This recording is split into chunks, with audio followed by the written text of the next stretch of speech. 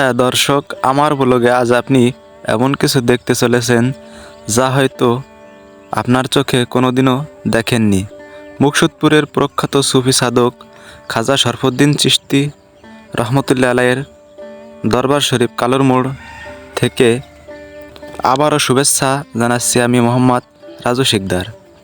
দর্শক মণ্ডলী, আমার ব্লগে আজ আমি দেখাবো বাটিকামারি ইউনিয়নের অন্যতম আকর্ষণীয় পর্যটন স্থান, যেখানে পা পড়েছে হেরা ফকিরের অর্থাৎ খাজা শরফুদ্দীন রহমতুল্লাহ আলাইয়ের ভাগিনা।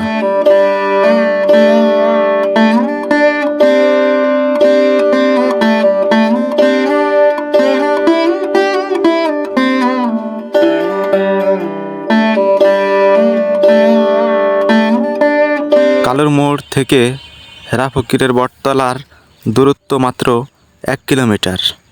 করিমে নেওয়াজ খাজা শরফুদ্দীন রহমতুল্লাহ আলাইয়ের দরগা থেকে একই দূরত্ব। একদিন হেরা ফকিরের মা বলল, ঘরে কোনো খাবার নেই, যাও কিছু মাছ ধরে নিয়ে আসো বিল থেকে। তখন হেরা ফকির এই বটতলা এসে বটগাছের মাথায় চাওড়া ঝুলিয়ে অনেক চিংড়ি মাছ পায়, তবে কোনো পানি ছিল না সেখানে। আলিপুর ব্রিজ থেকে 2 কদম এগুলেই দেখতে পাবেন একটি গেট। এর ভেতরেই হেরা ফকিরের স্মৃতি। চারপাশে বিশাল আকারের বট বৃক্ষ আর মাঝখানে উঁচু টিলা। এখানে মোমবাতি, আগর, সুগন্ধি জ্বালানো হয়। এই গেটের ভিতর দিয়েই ঢোকা লাগে হেরা ফকিরের বটতলা। এই বটতলায় হেরা ফকির ধ্যানমগ্ন ও ঘোরাফেরা করতেন। এখানেই এখন বিশাল আকারের পর্যটন কেন্দ্র, ঘোরাফেরার একটা জায়গা, সুন্দর একটা জায়গা। এখানে ঠান্ডা আবহাওয়া, সুন্দর মনোরম পরিবেশ, অনেক ধরনের গাছগাছালি, অনেক সুন্দর জায়গা। দেখে শুনে রাখা হয়, পরিষ্কার পরিচ্ছন্ন, ছাওয়া, ঠান্ডা জায়গা, অনেক ধরনের গাছ এখানে একসাথে লাগানো জন্মেছে। এই গাছটা অনেক সুন্দর। পাশে ঈদগাহ ময়দান, এখানে নামাজ আদায় করেন ঈদের প্রতি বছর।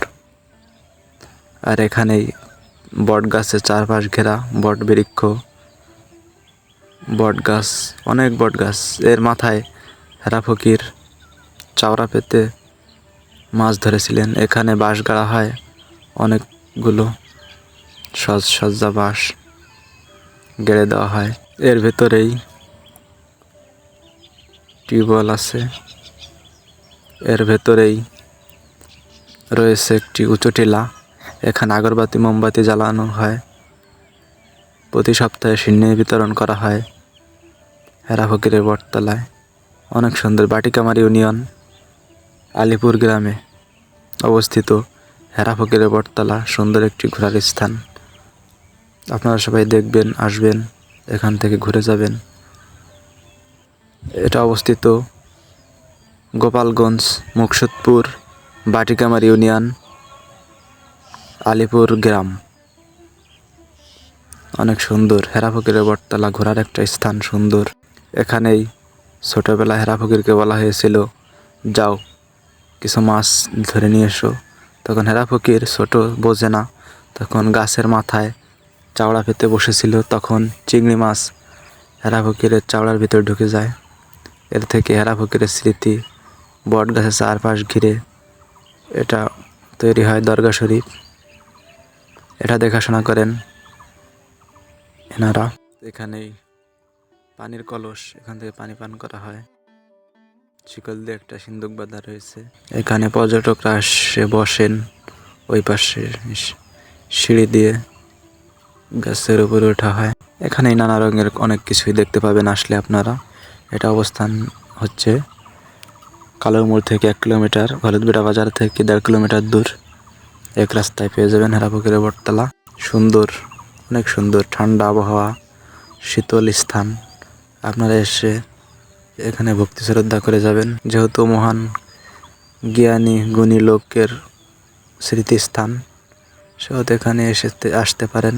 এটা অবস্থিত, ঘুরে যেতে পারেন আলিপুর হেরা ফকিরের বটতলা, আপনারা এসে ঘুরে যেতে পারেন। ভিডিওটি ভালো লাগলে লাইক, কমেন্ট, শেয়ার করে দিন। ভিডিওটি পুরোপুরি দেখার জন্য ধন্যবাদ।